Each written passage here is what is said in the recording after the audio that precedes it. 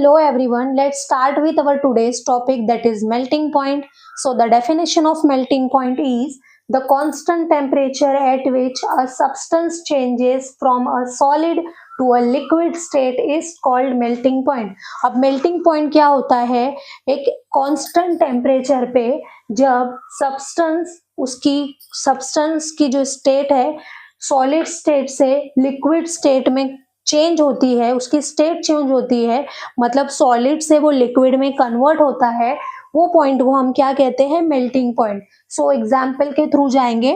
For example यहाँ पर ice है, आइस बर्फ. तो बर्फ क्या होता है? आइस क्या होता है? उसकी स्टेट क्या होती है? सॉलिड स्टेट होती है.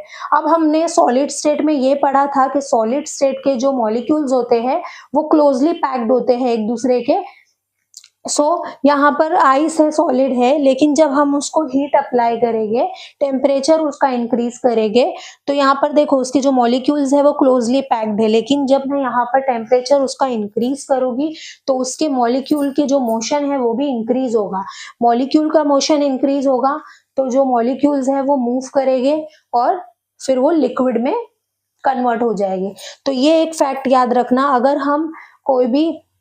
अगर हम टेम्परेचर इंक्रीज करते हैं तो अल्टीमेटली मोशन ऑफ मॉलिक्यूल्स भी इंक्रीज होता है. तो समझा, यहाँ पर सॉलिड आइस है, आइस को हमने हीट अप्लाई किया, यहाँ पर उसके जो मॉलिक्यूल्स है वो क्लोजली पैक्ड है, लेकिन हमने यहाँ पर उसको टेम्परेचर इंक्रीज किया.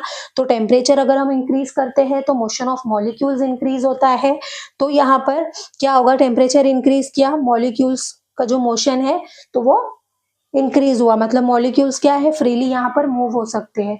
तो ये क्या करते हैं? सॉलिड को लिक्विड में कन्वर्ट करते हैं. क्यों करते हैं? क्योंकि हमने उसको टेम्परेचर प्रोवाइड किया, टेम्परेचर उसका इंक्रीज किया, तो अल्टीमेटली मोशन ऑफ मॉलिक्यूल्स भी इंक्रीज हुआ और जो सॉलिड स्टेट है वो लिक्विड स्टेट में कन्वर्ट हुई. This is called the melting point. इसी को क्या कहते हैं? Melting point. Okay, thank you.